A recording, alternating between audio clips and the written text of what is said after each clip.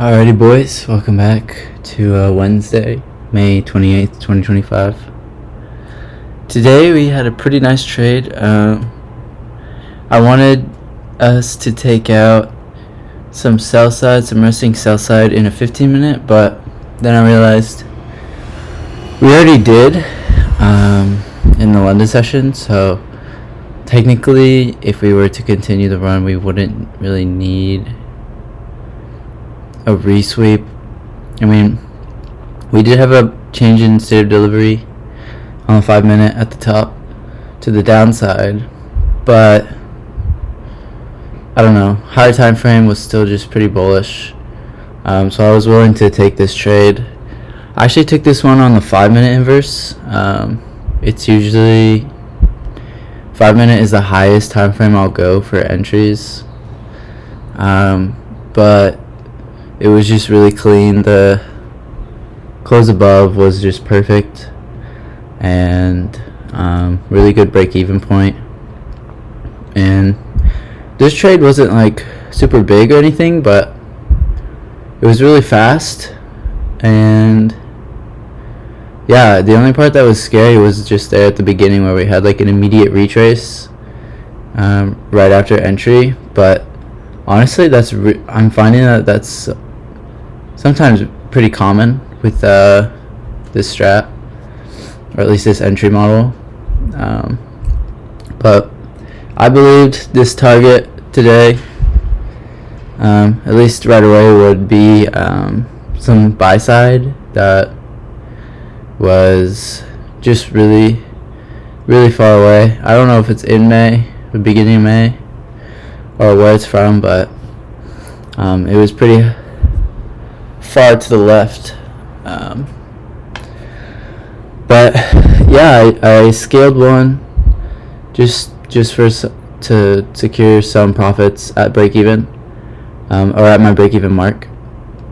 And then I did decide to try and leave a runner on just because we had so much momentum. I thought maybe there was like something else we might be going to, so I drew out like a little 4-hour fair value gap, just if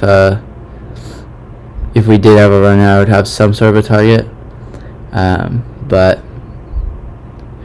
no, we ended up just kind of taking this buy side and then heading back down, which makes sense. TP smashed, and then I just I didn't really know what to target because that was kind of far away, so I did draw out a fib, but we never went back up there. So the rest of this trade is really just it kind of like bouncing down and then hitting my stop loss around break even. So, but I'm not complaining though, because it was still a really good trade. But in hindsight, it probably would have been just better to take it all off there anyway. So, but we learn. Not the end of the world either. I still made profit off of this contract, just not as much. So, anyway, yeah. If you guys are watching, let me know how your week's going. For me, I got maybe 2 more weeks of class left, and then I'll be graduated from college, so that's exciting. I'm ready to go home and not have to pay rent anymore. But let me know what's going on in your guys' lives. I'm interested to know more about you guys, for whoever may be watching. And yeah, I hope your trading week's been going good. I know we're only technically 2 days in this week, so hopefully you've had a good 2 days. Yeah, it feels good. I feel a little bit more relaxed on the market.